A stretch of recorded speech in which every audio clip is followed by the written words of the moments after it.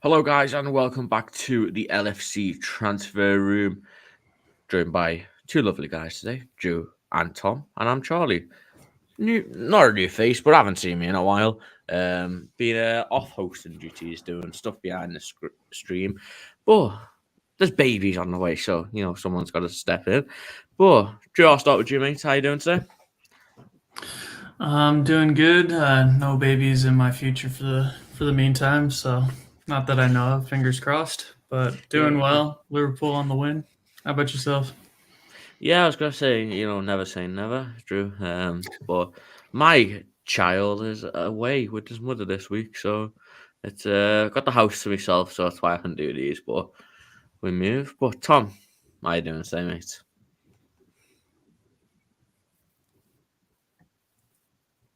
Tom, Yeah, not bad, how you mate. Not doing? bad. Always happy after a win at the weekend. So yeah, Yeah, in good sport. yeah, definitely. I mean, we can touch on the game a little bit. I know we spoke about it, but pretty comfortable win it, Drew.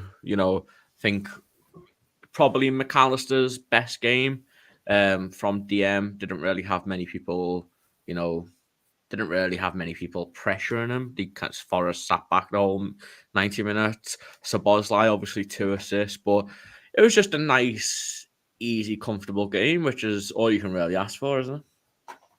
Yeah, two in a row after Toulouse. Not used to that. Used to the heart attacks in the mornings, but yeah, it was nice to see a kind of casual game for the most part. There were a few nervy moments, but I was surprised at how little Nottingham Forest actually challenged us. But I'm not complaining and gave us a chance to see the Gravenberch, Szoboszlai, McAllister midfield that did pretty well despite a not a very challenging task. Yeah, definitely. And Tom, it was 2 assists for Szoboszlai. He couldn't just get one. His first one, he had to get his second one. So it's, I mean, he were all right assists, nothing special, nothing crazy, but it's nice to get on the board, isn't it? Yeah, definitely. I mean, just made a sensational start, hasn't he? Really, just every time he plays, just never disappoints, does he? So it doesn't seem to get tired either. Like even 90th minute, he just doesn't seem any more tired. Doesn't stop running, which I didn't expect from him. To be honest, didn't really expect that side. So I thought obviously he'd be great on the ball, great passing, stuff like that. But I never kind of thought he'd be this sort of good off the ball as well. So yeah, it's looking the complete package, isn't he? Really. Yeah, definitely. I think when he won the James Milner test, as we call it, I forgot what it's called, but whatever that test is called, Lactate test. lactate. Yeah, the James Milner test when he won that and said he could keep running. I think we all realised, hang on a minute here, we've got a technical baller who can just run forever. That's crazy. But hello to everybody joining: Jay Muse, Paul. How's everyone doing? Make sure you do leave a like. Also, if you're not commenting, get your comments in. Why not get your comments in? Join the fun. Chat bullshit here. So nothing too serious, but move on to our first topic. Just touch on it a bit because I absolutely hate it. The Ballon d'Or obviously is going on right now. I think all the players are arriving. David Beckham. If you haven't seen Jibril Cisse looking very fly in his purple suit, go over to our Twitter. He's done a very Jibril Cisse thing and just turned up in a purple suit with like bright blue hair. So love Jibril Cisse. But we'll touch on it really quickly. Liverpool's only person to get in the top 30 is Mohamed Salah, placed just outside the top 10 at 11th, which I think is considering the season we had last year, is probably an okay thing. I think Alisson's robbed to not even be in the conversation. I don't care how good any other keeper was. Alisson had his best year at Liverpool last year. And no keeper in the world is better than him, regardless of the trophies won. But it's a topic for another day because I'm sure we could speak about that forever. But Tom, 11th place, we had a bit of a nightmare, but it just proves that, Mohamed Salah is still up there with the best in the world, even when, his teammates aren't performing. Yeah, like I think, like you said, you can't really complain about his position of given our form last year, but and especially considering be a few Man City players in there, but obviously Messi as well. couple of Napoli's in there, I'd imagine. They had an amazing season last year. So yeah, Clark could play with the position, but yeah, just in terms of Mo, just the consistency, isn't it? It's just unbelievable. I think I saw that this was actually his lowest position in the Ballon d'Or since he's actually got here to Liverpool. I think he's been about fifth and sixth, like every time before this year. So I've got it pulled up here. He won. Yeah, his first year, 2017-18, he got sixth. Year after that, 2019, fifth, then seventh, fifth again, and then 11th this year. They're just, the consistency is unmatched, and I think if we're going off already, I know it's been very, very short, but if we're going off this season already, the first 10 games or over a dozen games in every competition, he's probably top 3. I'd say he's the best player in the Premier League at the moment. Can't really think of anyone else who even comes close to him. So maybe he's top 1. Jude Bellingham's probably 1, to be fair, but top 3 minimum. So if he keeps that up, it's crazy. But Drew, get your reaction. I know we're not really a general football chance, but Jamie has put Messi is obviously the leaked winner. And I know you might share the same thoughts as me, as that is absolutely ridiculous, considering that Erling Haaland broke every record on the planet last season while also winning the treble. This Messi, there was years Messi should have won this, that he didn't. This is not one of these years, and it's a robbery, as you would say, wouldn't you? Yeah, I'm kind of annoyed. That was pretty much like final nail in the coffin for Ballon d'Or for me. It just seems very political, like a narrative written each year. Like the fact, like I get that Messi and Ronaldo were, 2 of the best players, at least in the last decade or so, but did they deserve to win every year? Like I think Modric was the only one that broke that up. And you think, and then I guess you got Lewandowski. I don't know if that really counts after it was kind of like he didn't win it, did he? Because it was pandemic. It never was officially announced. There's the Suarez season. I don't care that he bit a player. He was the best player in the world, and you've got the Schneider one as well. Modric shouldn't have won that year, but the World Cup's massively overrated. And they were banging on saying, oh, this year we're not going to do team trophies. And the first year they do it, they're ranking the World Cup where you play, 8 games to win it? So 8 games outshines Haaland's 60-game season where he scored in pretty much every single game. Like, it makes no sense, and I just get so angry thinking about it. Like, you're meant to be the gold standard for our sport in declaring the best player in the world, and it's all political. Like, that's all it is. I mean, someone's just mentioned there, Jamie's, FIFA politics, and we could do a whole stream about this, about why the Ballon d'Or has zero credibility anymore. And this year is another example. I think Benzema won it last year. That's another one who broke it up. But, did he really deserve it? Was he the best player in the world? I don't think so. I think like you said too, the judgment based on like it wasn't going to be team awards or it was going to be like what you won as a team versus there's no standard you can judge it by. Like there's no consistency on how they grade it. It just seems who's more favored that year. The FIFA politics kind of hits the nail on the head, but it reminds me of like the PGMOL, where it's just like 1 week it's this, 1 week it's that. It's whatever suits their agenda or whatever narrative they want to push. So I think that's when you can't rely on any sort of consistency in the ballots, then it just is. It's not even a competition or a award ceremony worth paying attention to, because it has nothing to do with fair judgment, which is what everyone wants at the end of the day. Yeah. Tom, any final words on the Ballon d'Or? I know me and Drew have had a rant. We'll let you get your ranting. Yeah, no, wholeheartedly agree, to be honest. I was going to say as well about Virgil a few years ago. I think he definitely deserved it in 2019, didn't he? So, yeah, it just goes to show again that it's not really a fair judgment. Obviously, Haaland led City to the treble, unprecedented treble, obviously, for them. Only the second time it's ever been done. in the Premier League. And he scored, 50, 60 goals. And obviously Messi had a great World Cup. He got his golden ball for the World Cup. But if you look over the year, like Messi's club football, what did he really do last year in club football? So, yeah, I wholeheartedly agree. I think bit of a robbery, to be honest, isn't it, for Haaland? Yeah, definitely. And you know we're not being biased because we hate Man City.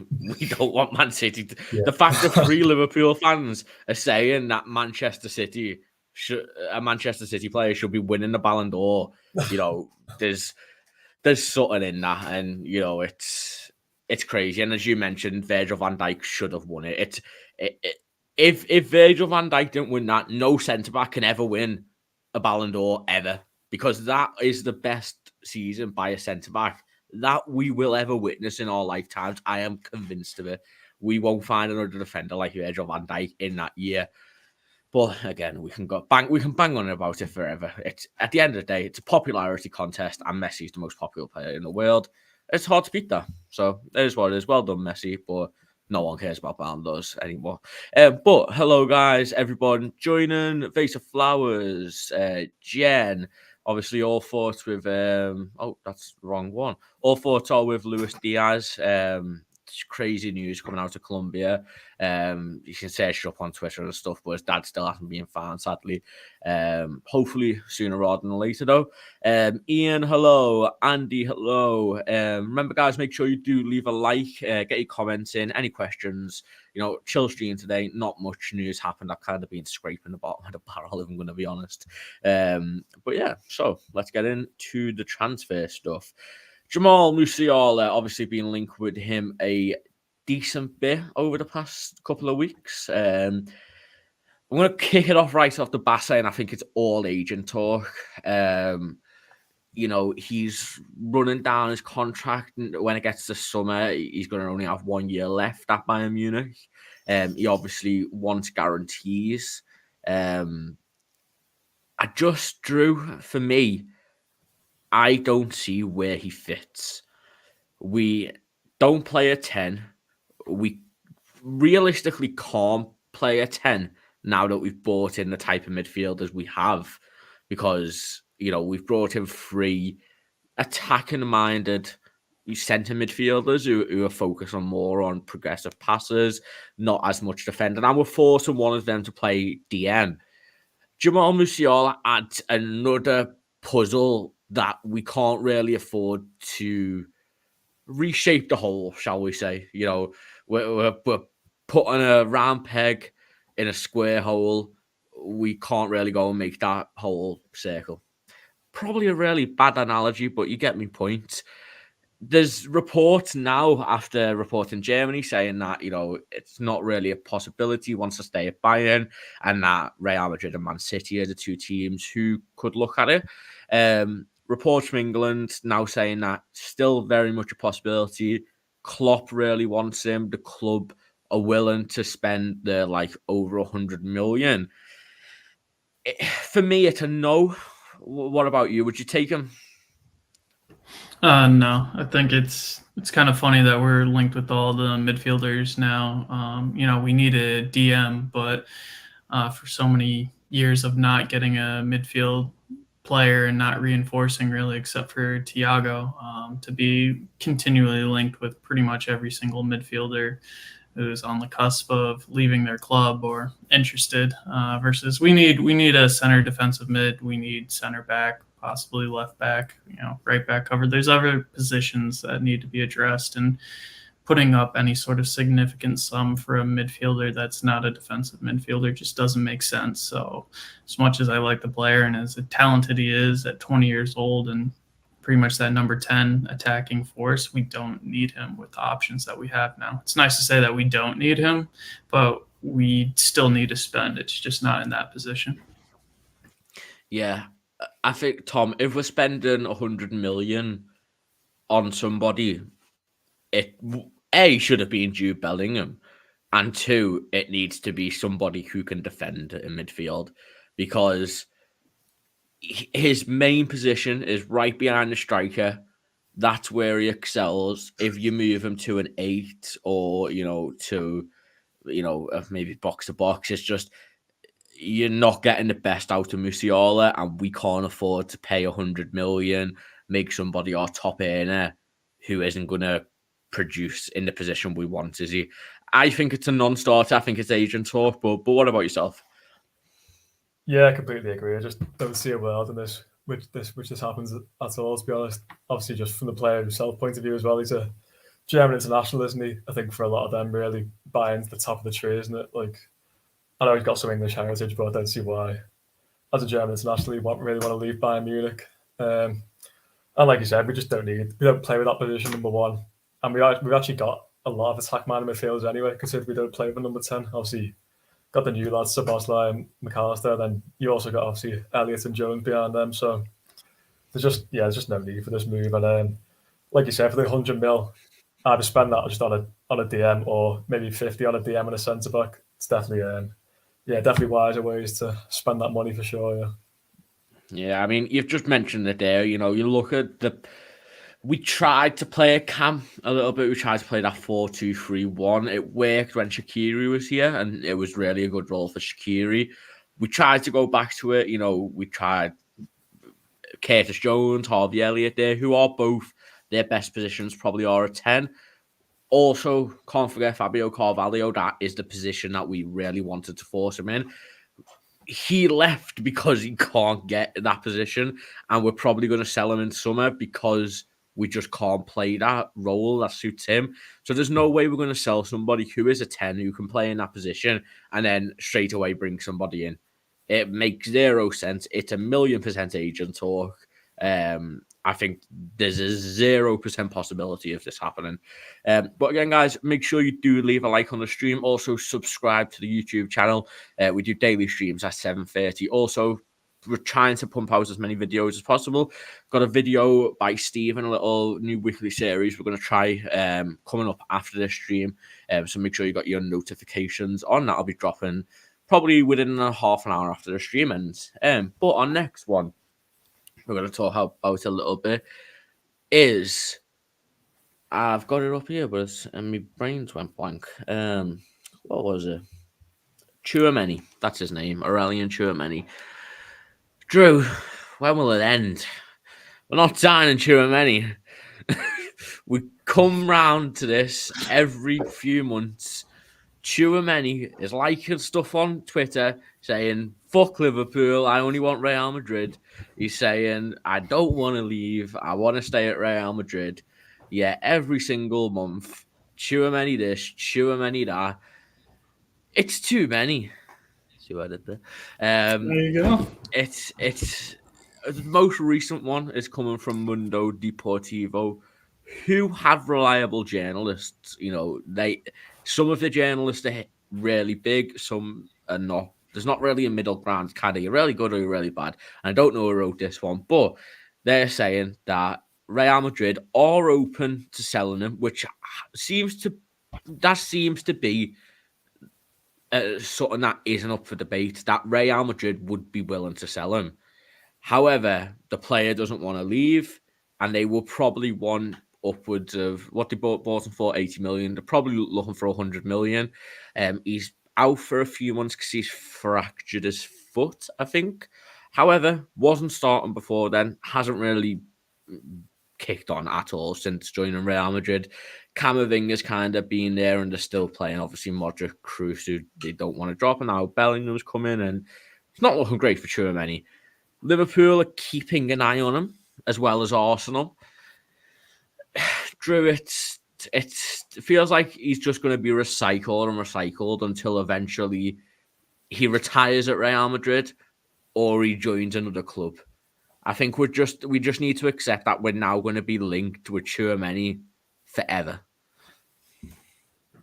Yeah, it kind of seems like it's like we asked Tchouameni out, and he absolutely declined us. Went for another club, and now it's just kind of like, oh, did you hear Tchouameni's having problems with Real Madrid or wants to leave? It's like, oh, you asked Tchouameni out. Are you still interested? Kind of thing. Doesn't seem, it's annoying more than anything because, like I said, it just doesn't it doesn't make sense. He said no, and one of the big things Klopp's always said is he doesn't want players at the club who don't want to be at Liverpool. He's like, that's the most important thing. If you don't want to play for the club or you'd rather be somewhere else, go. Like, he doesn't want players like that. As far as like Real Madrid's midfield situation, I think the interesting one is Kroos and Modric. They're not going to be playing at Real Madrid in the next 2 years, or they're already seeing. I think Kroos got pulled at just around halftime or shortly after in the Clasico. He had a terrible first half, and as quality players as they are, they're getting to that age where it's just not going to. It's not going to make up for their lack of legs. Like we saw the same with Henderson in the past season, where when legs go, they go. But I don't think it makes sense for him to leave when there's going to be that huge transition of two standout pillars of their midfield in the last, 5-7 years. When they leave, it's going to be a chance for the midfield to be mixed up, especially when you get Ancelotti leaving at the end of the year too. So new coach coming in, it's going to be a new chance for Tchouameni to stake a claim at the club. So it doesn't really make sense for him to move at this stage with all those uncertainties up in the air and those chances to grab a spot in the midfield with a new manager and, Toni Kroos and Modric out the door in the future. So it's annoying to get linked to him every few months, but it just seems to be that standard cycle of like, oh, we wanted him once, do you still want him kind of thing, or oh, he might be available. So I think we should be looking at other targets that more realistic. And it seems like we've shifted in our transfer policy, and we're getting like this Sabas, basically our last summer transfer window was really nice to actually see a lot of activity and names that weren't so linked before. I think Gravenberch was the one that was dragged on or we knew about, but we'll see who we come in for a defensive midfielder, but I doubt it's Tchouameni. Yeah, I mean, Tom Drew's just mentioned there, it's not really realistic with everything that's surrounding it. I know Drew, you mentioned Kroos and Modric, and I think they've just signed both of them have signed new contracts anyway. I think they signed them last summer for at least another year, if not more. So, both players are still actively playing, and I mean, Real Madrid are top of the league, so it tells you everything you need to know. And Camavinga's obviously thriving in that role at the moment. So it's I see where you're coming from. However, Tommy would be perfect, wouldn't he? I think if you're getting a list of your top 5 defensive midfielders that no barrier that you want at Liverpool, he's probably in the top 3 is for me anyway. And I think if we got some clarity from him, and if he was like, you know what, Real Madrid hasn't worked for me, I'll be open to moving to Liverpool if you get a bid accepted, I think I'd be throwing the money in. But we're not getting that from him, and it doesn't look like we're going to be getting that. So I think it's just time to move on, personally. What about you?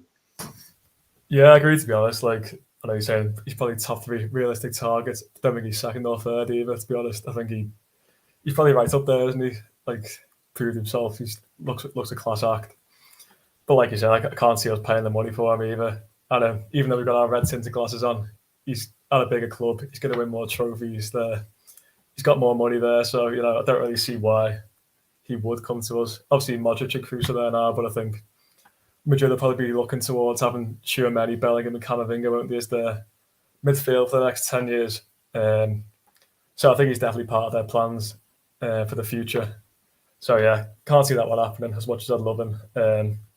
Did mention last week, I think Joao Paulinho would be my number 1 for that position. I know he's 28, but I think he's still got at least 4 top years in him. He's proven in the Prem. He's obviously very willing to move.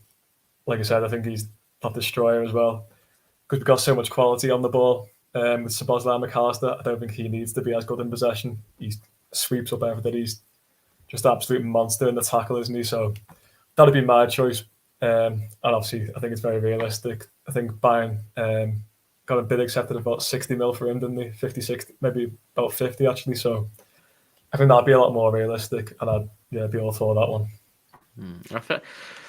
I'm very against Paulinho. I don't think he was with us when we were when the summer transfer was. I just don't. I think for the price you're spending, I would much rather go and sign a Cheek Decore, who, yes, isn't as proven. He's maybe not as good as him.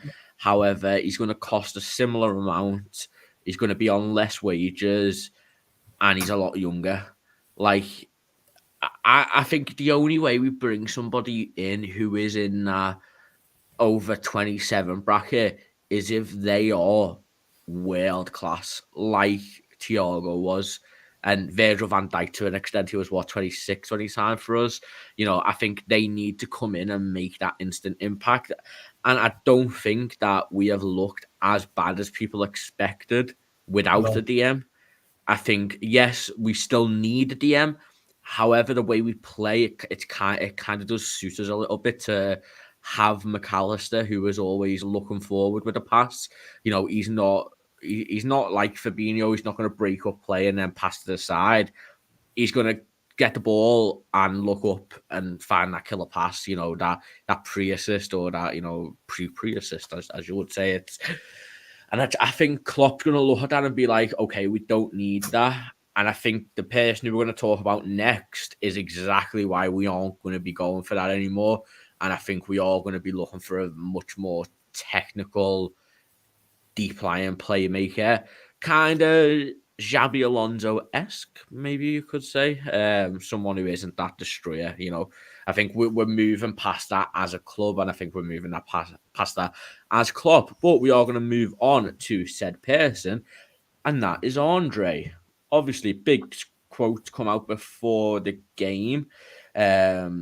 I will read them. It's a bit long, so bear with me if you haven't saw the quotes. Andre was asked about Liverpool's offer last summer, and here's what he had to say. He said, there's a lot of things last window that I didn't want to talk about. I couldn't refuse. I couldn't refuse the club, the league. Every player dreams of playing for a big European club. However, I decided to keep my word and stay at Fluminense because I gave my word to Deans. He said they weren't expecting the bid and it was a really hard decision. However, he thinks if he accepted the offer, he wouldn't feel comfortable with himself. But Drew basically kind of was like, I really wanted to join Liverpool. If I hadn't given me word to the manager, I would have left. So look, it's bad and good for Liverpool. We know he's a man of integrity. He's a loyal person, which we love. We know Klopp loves. And I think the way he said it's very respectful to both sides. He said, look, every player in my position would probably have left, but I wanted to stay. That offers there in the future, where I'm sure both sides would have got reassurance. And obviously, there's now a fair few teams linked with him, sadly. So it looks like we could be in a bit of a bidding war. Jamie has said here that John from John from Fluminense for Foreigners, who we've had on the channel, has said there's 4 clubs in a running for him: Liverpool, Barca, Fulham, and I think Arsenal, but he hasn't put that in. I think we can rule out right this second Barca and Fulham. Barca definitely don't have the funds for him, and Fulham, why would he go to Fulham? No offense to Fulham.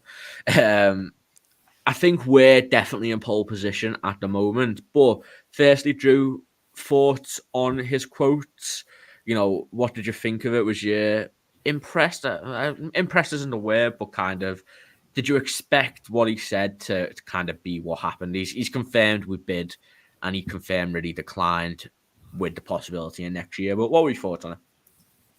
It kind of makes sense given the news that was coming out about Fluminense wanting to hold on to him. So kind of just goes in line with that. And as you said, everyone appreciates a person of integrity. I know this is coming out after the fact, his quotes, but it kind of goes in line with how the events unfolded towards the end of the transfer window. So it just checks out. And I don't think he's done any harm with Liverpool fans or the Liverpool fan base with the quote. I think it, kind of puts respect on his name and, builds up the kind of anticipation. And if you go along the lines of him being a man of his word and integrity, you'd think that would go along the lines with Liverpool were courting him first So he'd probably, if Liverpool went back in again in the January transfer window, which is what's expected, that he would choose the club that's been keeping an eye out for him longest, not the clubs that kind of saw who we were interested in and turned their heads after we did. So I think that about sums it up for me on how I feel and what the situation is. Yeah, Tom as well. I think we in the summer, it was kind of reported that if we offered, I think it was 40 million up front, they would have accepted it. However, they want, I think it's I can't remember exactly what it is, but it's around 30 million release clause in January. I think their owner was very open and saying, if you want him, pay this. I think we would have paid that if Andre hadn't said, look, I want to stay and fight until January, and then January will come in. Personally, I will just quick. I know a few people have asked. There's been a report saying Liverpool have agreed personal terms with Andre. I already think they have, but the source it's coming from is a tier nothing. So don't believe it from them. However, personally, I think it is. I think it makes too much sense. I don't think we would have walked away in summer if we hadn't had reassurances that we would be his first choice. And from the quotes we've seen, he seems like a loyal. He seems a man of integrity, which hopefully stands us in good stead. But Tom, I mean, what were your first initial thoughts when you heard the quote? He's, as we mentioned before, he's not maybe that destroyer like Polinia is, who you've said you'd like, but a bit more Brazilian flair, shall we say. He's a bit more of a passer, looking up into space, but he can do that tough tackling, and I think what we're aiming for, I think he's the perfect DM for Klopp, personally. Yeah, I was impressed by the coach, to be fair. I think obviously he maintained a good balance between being respectful to his club, but also I think he made it very clear, didn't he, that he'd be open to a move if we could sort of make it materialise. So yeah, I'd like him, but I think, as I said before, I think I would like a sort of more proven player in that position, because we have got so much youth elsewhere in the midfield. And I would be interested as well if we did bring him in January, whether we'd put him straight into the number 6 or whether it'd sort of be a bit in and out till the summer. So it could be a point that maybe just wait till the summer, give him a full pre-season to learn the way we play, learn the tactics, learn everything else. Because if we sign him in Jan and just drop him straight in there, it's a big move. He's still a young lad. Like it could just be worth the wait. But yeah, like I said, I'd definitely be happy with it, especially if it's like 30 mil. It's low risk, isn't it? Especially considering the age. So yeah, definitely be a good signing. Yeah. I think if we have our full roster of midfielders, I don't think it's that big of. Obviously, it's hard to say because once January ends, that's where you get into the real stuff. We're going to be in the knockouts of the Europa League, which Klopp will play strong teams for that. Also, hopefully, we'll be far in the EFL and FA Cup, and hopefully, we'll also be challenging for the Premier League. And we need bodies in there. At the moment, we do have a lot of midfielders, but we don't have a 6, apart from Endo. But Endo kind of is at rotation at the moment. And I think the more numbers, the better. However, I think once summer comes around, if we still have that number of midfielders, someone has to go. Whether that be, as much as I don't like to, and I don't think it will be, maybe Curtis Jones goes. Harvey Elliott, I think Fabio Carvalho's potential, maybe the Chetic just sent out on loan. We do have a lot of young players in there, so it's risky to bring another one in there. But we saw how good it's worked with Szoboszlai, and he's already a leader in that team and gelled so well. So I think the unity in our squad is really good at the moment. So I don't think it'd be that big of a deal. Start a few questions. Also, guys, if you want to get your questions about any of the topics, please do. And also leave a like and subscribe, the usual. Jay Muse has said here, a question for everyone. If Andre does choose another club, say Arsenal, who I think probably are our main rivals at the moment, who would be your next choice?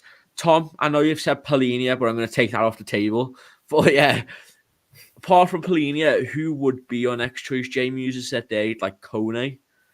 You know, it's not a bad shout, is it? Would be obviously being linked with Thuram as well. So, but who would be your choice after Polina, of course? It's a difficult one, really, isn't it? I don't think there's many sort of outstanding number sixes out there that are sort of readily available. I am not really of the opinion of Decore. I'm not really. I know he's got good stats on that, but I'm not sure I've really seen enough from him to say he's Liverpool quality personally. But yeah, but apart from that, it's a hard one, really. I can't.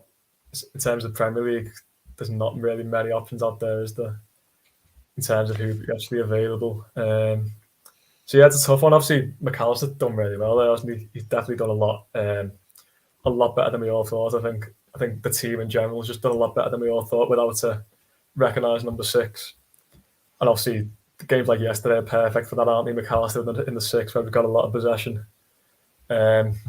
So yeah, like I said, we've done a lot better than we all thought. I've been really happy with how we played without a recognised number six, but it will be interesting in a few weeks at City, won't it? See if that sort of gets exposed. But yeah, we'll just have to wait and see, won't we? But yeah, it's an interesting one, yeah. Drew, I've seen a few names get mentioned, but Paul here said one I've seen quite a lot.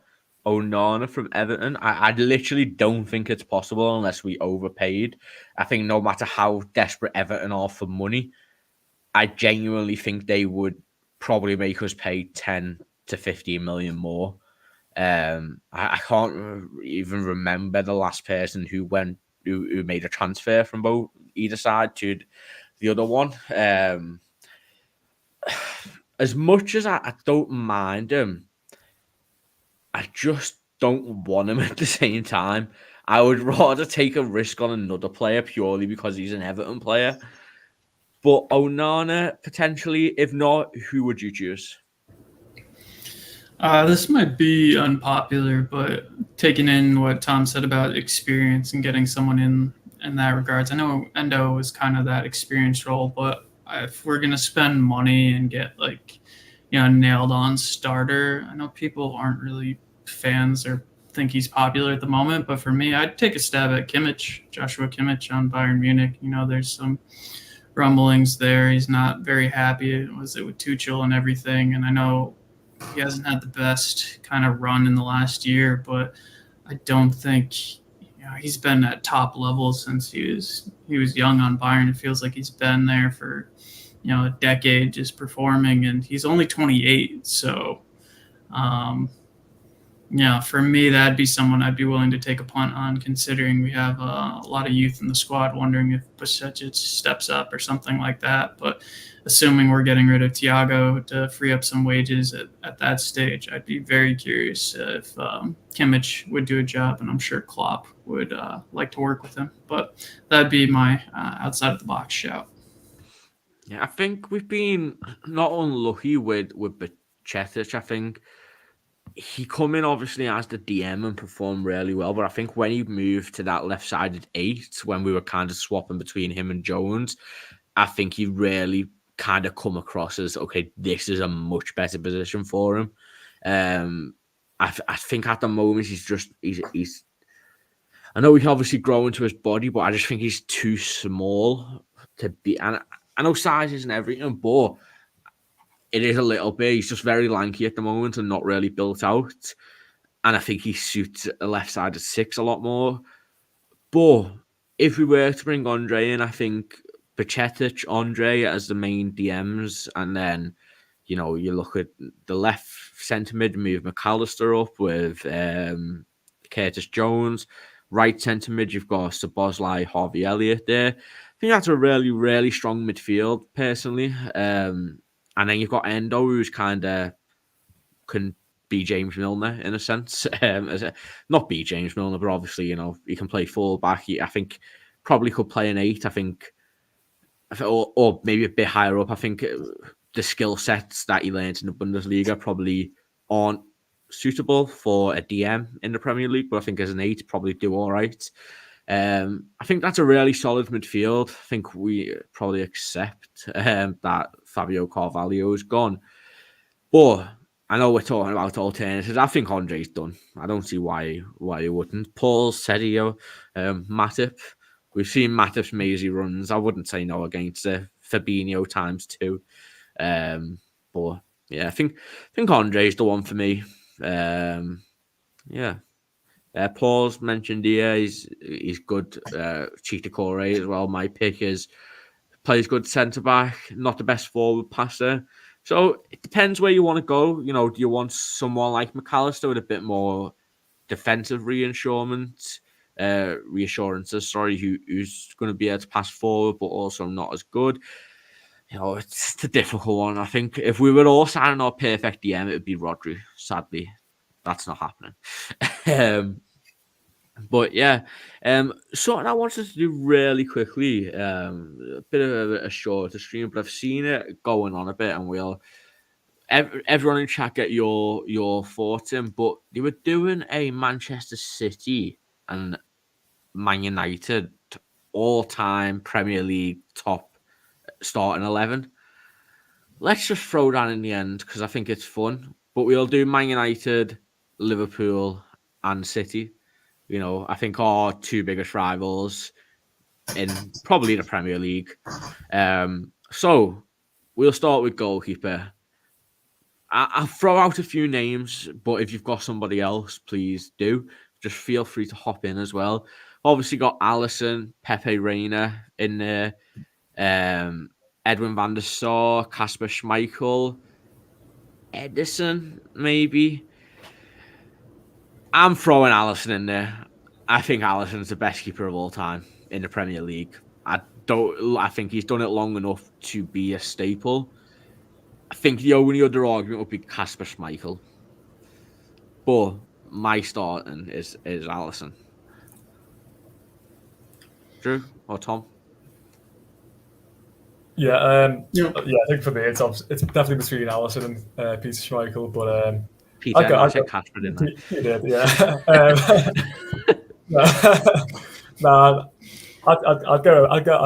back on that. I'd go with Alisson. I think he's about as complete as a goalkeeper that you're ever going to see, isn't he? He's unbelievable shot stopping, just an absolute monster in the goal. Makes himself look massive, unbelievable with his feet. Even chips in with goals and assists himself. So yeah, for me, I'm going Alisson all day, to be honest. Drew? I'd go Alisson as well. I just think he's shown like year in, year out since he's been at Liverpool how amazing and quality he is. But for me, the other shout I would I just remember Edwin van der Sar, just watching him for be my longest period. He was always at United, and just, I swear to God, he looked massive, like lanky, and always just finger-tipping save, just like frustratingly just watching. I think it was like the 08-09 when like saves he made as we were cruising towards, those final weeks. I was like, this guy is absolutely insane. But I'd still choose Alisson because I think he's just the most talented and has like all around game is top notch. He has qualities that the keepers in the past didn't even, ball at his feet, passing, all that kind of stuff. It's just out of this world. Yeah, I think regardless of what you think, I think out of every keeper there, Alisson is by far the best. Even if you don't think longevity and career and accolades, he is the best goalkeeper there. Okay, left back. City don't really have a left back. Zabaleta, maybe? Nah. So I think it's probably between Erwin and Andy Robertson. I personally haven't seen anything of Erwin. And I think Andy Robertson's probably going to go down as one of the best left backs in the league with Ashley Cole. So I'd go Robertson. But Tom? Yeah, Robertson for me. Just all around, isn't he? Great defender, great going forward. Obviously, his numbers kind of get overshadowed by Trent a little bit, but the numbers he's put up since he's been at the club are just absolutely unbelievable for a fullback, aren't they? Double digits in assists most of the years he's been here, I think. So, yeah, he's just got absolutely everything. Aggressive, up and down, good defender, good going forward. Won everything there is to win. So, yeah, can't see any arguments against Robinson, to be honest. True. Yeah, I'm trying not to like rely too heavily on recency bias, but I do think the game, how it's evolved to today, like I'm trying to think of players in the older generation. I don't think they have the same skill sets that would be able to, have them thrive in today's game. When you think of all that's required and how Klopp has kind of revolutionized the fullbacks going up and providing the majority of assists in those numbers, so it's hard to look past Robertson at that point. But another name I'll throw out as a shout, as much as I hated him, Patrice Evra. I'm curious to see how he'd perform in the modern game, or at least in modern times. But still, I think just the way what I said about Klopp revolutionizing and how important Robertson is to the contribution in attack. Just Robertson. Okay, we'll go Robertson there. So we've got Alisson and Robertson. I think right back is probably one of the most difficult positions. You've got Trent Alexander-Arnold, Gary Neville, and Kyle Walker. I'm going to try and be as unbiased as possible with this, and I'm taking me, as much as I can, take my Liverpool hat off. I think we need to base this on pure football and ability, as well as longevity and career-wise. And I think based off that, as much as I don't think he's a great defender and he gets massively helped out by his speed, I think I'd go Kyle Walker at right back. I mean, it's a tough one. I think you can throw Gary Neville out the window, but I think between Trent and Walker is very, very close. Obviously, two very, very different right backs, but they're both absolutely excellent in what they do. But I don't know. I'm not going to go for every Liverpool player, but for me, I'm still going to edge Trent, because I think Trent has changed what it means to be a fullback for me. Like before Trent, what fullback was there who played like him, who had the ability on the ball like him? There's not very, very, very few. The way he can ping a ball, his free kicks, all the set piece delivery, his intelligence. Just, I think Callum Walker's obviously blessed with amazing pace, isn't he? But what Trent has to offer, I think, is a lot more difficult to come by than what Kyle Walker has to offer. You're not getting past him, but like I said, for me, Trent has changed what it means to be a fullback. So for me, I'd just edge Trent on that. Drew, you've got to decide and vote. I'm with you on this one, Charlie. Kyle Walker, although I think he wins out a little more just because of, if we're choosing Robertson, no, he's on his best, a solid defender. I think Trent can do the job there, but we praise Trent for what he contributes going forward. And I think Kyle Walker does enough going forward. He scores some ridiculous goals. He's, at least he's able to link up play. He obviously doesn't have the same passing range as Trent, but his recovery on defense, as much as it is to do with his pace, like, you just would love to have that in the team, knowing that even if the other team has a breakaway, that you have a defender who can just get back and stop a certain one-on-one attack. So I think Kyle Walker just has enough going for him and has been doing it for so long, Tottenham before Man City, that, for me, he'd be the right back. I think by the time Trent's finished his career in what could be 10 years, if we're being honest, I don't think it's out the world that he continues at this level for another 10 years. He doesn't rely on his speed as it is. So, it's a possibility. I think by the time his career ends, he will be looked at as the best right back / fullback in Premier League history. Okay, now on to centre backs. Paul, I know you've mentioned we'll do a 4-3-3 just for. I know Fergie and played 4-2-2, but Pep and Klopp both played 4-3-3, and I think that's just the best formation to get every position in. Okay, centre backs. We'll name two of them. Think a lot of options here. I'm going to go with right centre back Rio Ferdinand, left centre back Virgil van Dijk. I think Nemanja Vidic is massively overrated and got absolutely terrorised by every good striker he come up against. I rate Vincent Kompany, but I don't rate him as high as Rio Ferdinand. So that's where I'm coming from. But Tom, your two? Yeah, I agree with Paul. To be honest, I think this is quite an easy one, probably the easiest throughout the team. I'd go Rio and Van Dijk. I think you got everything you want from centre backs, really, from them two, haven't you? The ball playing ability, the dominance in the air. Just got it all, I really think. Obviously, Van Dijk has not done it for maybe as long as a few of the other options, but I think his prime, I don't think we'll ever see anything like that ever again, possibly. Like, that was just that 2018 to 2020 period was just perfection as centre back, wasn't it? Just, it was kind of unbelievable what we were seeing. So, yeah, although he's lacking the longevity, I'd go Van Dijk, and then, yeah, I think quite an easy one to put Rio next to him, yeah. Yeah, definitely. I think Drew Yapstam's been mentioned, but I just don't. I would take Virgil van Dijk over him every day of the week. Yeah, I would as well. I think that's the easy pairing you two have already covered. Reason why. So Company and I don't know, maybe John Stones, depending how much he wins, but he's already, pretty old, injury prone. Yeah, I think it's easy. I'm not even going to try to think about it too hard for Virgil van Dijk and Rio. Yeah, definitely. So defence, then we got Alisson in goal, Andy Robertson at left back, Virgil van Dijk and Rio Ferdinand at centre back, with Kyle Walker at right back. So we're going to our three centre mids now. I'm not going to say we need a DM. We'll play what Liverpool are playing with at the moment. Three centre mids. A lot of names here. I'll list a few off.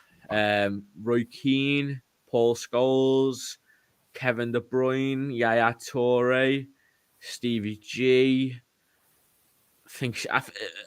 Let's get the 100% in there. And you can agree with me or not. I think Gerrard and De Bruyne are 1,000,000% in that team. Nod with me if you agree. Yeah. Okay. So we've got one position left. You've got Beckham, which Paul, I think Beckham is massively overrated. Would not have him anywhere near it. But he's saying Beckham. Roy Keane is a very popular one. Obviously, Yaya Toure is up there, but I think didn't really do it over that long.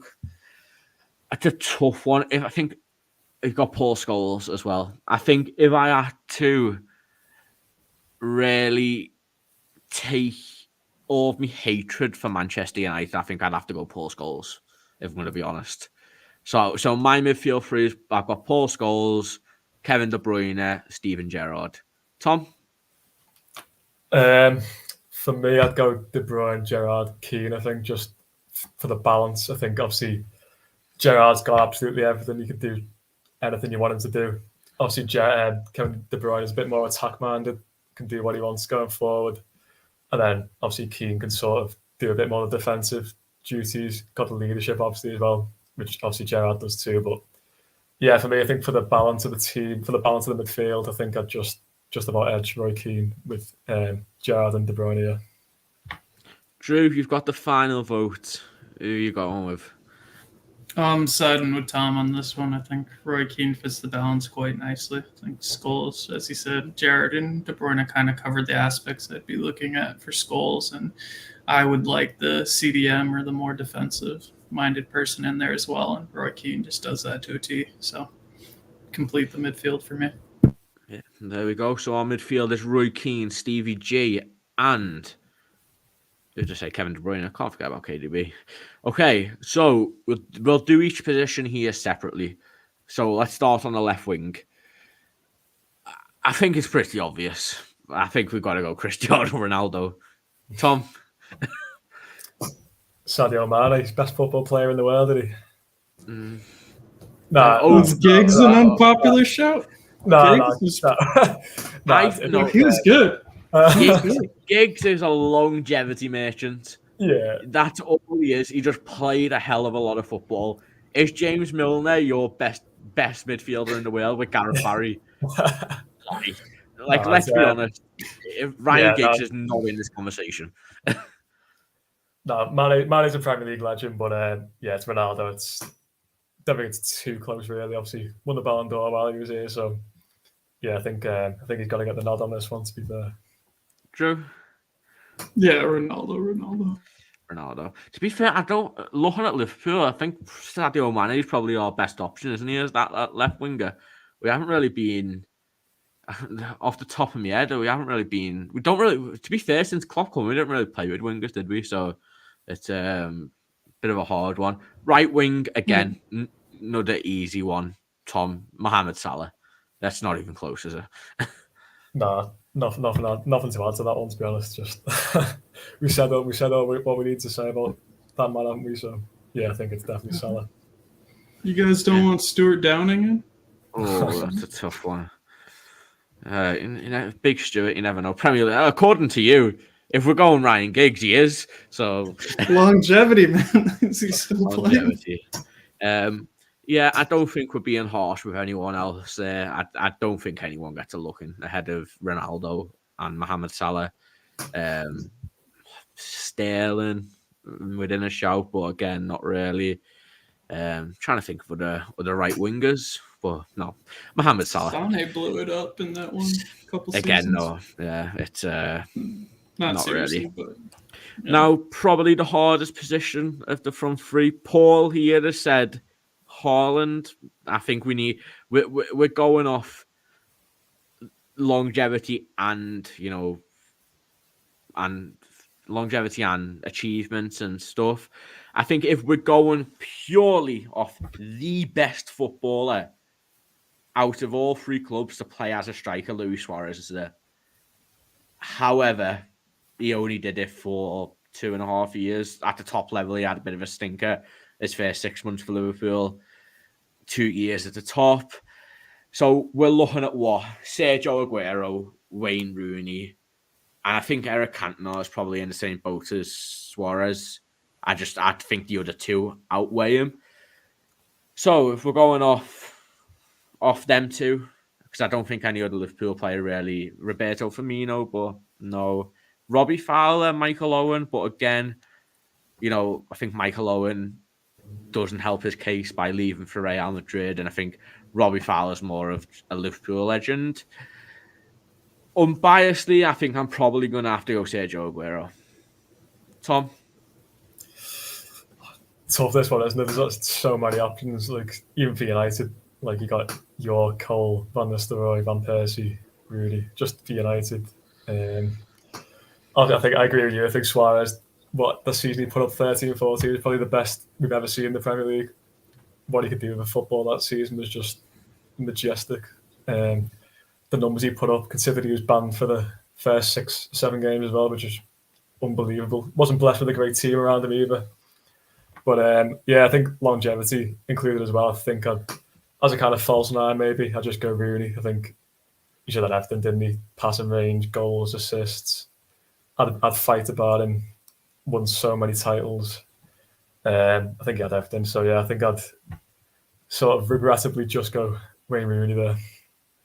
Drew, once again, you're the side and vote. Who are you going for to lead the line? Paul Linda gave a shout with Ian Rush. That would have been nice, but not Premier League as much. I know he did play in the Prem, but we're going Premier League era only. Yeah, I'd have to agree with you on this one, Charlie. I think Sergio Aguero, despite his injuries, put up so many numbers, and I think as far as Suarez would be my choice, but he's out of the question. Because it was really one season that encapsulated what he did for Liverpool versus Sergio Aguero. I think, one of the most historic moments in the Premier League. But he was that kind of player where ball at his feet. I remember when we beating City 4-0 or something like that. He came on and just laced one from 30 yards. This kind of player could score from anywhere, any position, and just deadly. So for me, I think I rate Tom's shout of Rooney because he did so well, had an amazing career, but I think Sergio Aguero just encapsulates for me what it means to be a striker, minus injuries. Yeah, I think it's a flip of a coin, but I think we all agree if we're going off pure football and ability, Luis Suarez is number one. That's all that really matters. But we've gone for Sergio Aguero with everything involved. So our full team is Alisson Becker in goal, Kyle Walker, Rio Ferdinand, Virgil van Dijk, Andy Robertson, Roy Keane, Kevin De Bruyne, Stevie G, Ronaldo, Salah, and Sergio Aguero up front. I think that's really fair. I know people are asking for it as well. I'll do a quick one before we end the stream. Who's managing the team? I think for me, his treble just pipped him. I'm going Pep Guardiola. No, I'm sticking with Jurgen, personally. Jurgen, really? Wow. As much as I love Klopp, I think he's fared. I do. I think in Premier League era, I think he's fared. You know what? He probably is, but I just adore the man. I think what he's done with the money that he's had. I mean, it is. To be fair, I'd probably go Fergie top of them, taking me Liverpool hat off. But in terms of Pep and Klopp, for me, what Klopp's done with when you look at the net spend between the two of them, and what Klopp's done with that, I think it's just unbelievable the job he's done. I'd like to see Pep. I know it's a bit of an argument about the top managers always get the top clubs, but I would like to see Pep do it without just a blank checkbook. So until he does that, I'm going for Jurgen. True. It's interesting for me because it's like if I'd want like one manager over like a decade or more, it'd be Sir Alex. If I'd want one manager for one season, it'd probably be Pep Guardiola. But for one game, I'd probably want Klopp. So pick that apart. So basically, we aren't doing a manager. Let's just make that easy because we all love Jurgen Klopp far too much to put him anywhere apart from top. So we'll skip the manager. But yeah, that was a little fun segment. But guys, thank you so much for joining us. Appreciate all the comments. If you haven't, please do leave a like. Subscribe to the channel for daily streams at 7:30, post matches straight after the game, and also the Star Stripes Anfield nights that we do every Tuesday for you American viewers. So yeah, Paul's left us here. How many Everton players? 0. I'll save you that. 0 Everton players get in all time over this Liverpool team. But yeah, thank you very much for watching. Tom, Drew, appreciate you guys joining. Barbie and Charlie, this has been the LSG Transfer Room, and thank you very much for watching today.